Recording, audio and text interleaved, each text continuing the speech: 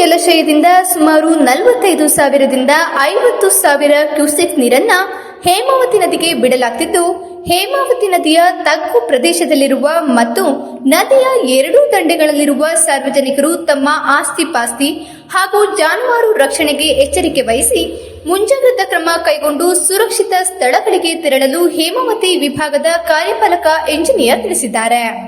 ಹೇಮಾವತಿ ಜಲಾಶಯ ಪ್ರದೇಶದಲ್ಲಿ ಭಾರಿ ಮಳೆಯಾಗುತ್ತಿರುವುದರಿಂದ ಹೇಮಾವತಿ ಜಲಾಶಯಕ್ಕೆ ಹೆಚ್ಚಿನ ಪ್ರಮಾಣದ ನೀರು ಹರಿದು ಬರ್ತಿದ್ದು, ಒಳಹರಿವಿನ ಪ್ರಮಾಣವು ಹೆಚ್ಚಾಗುವ ಸಂಭವವಿರುತ್ತದೆ.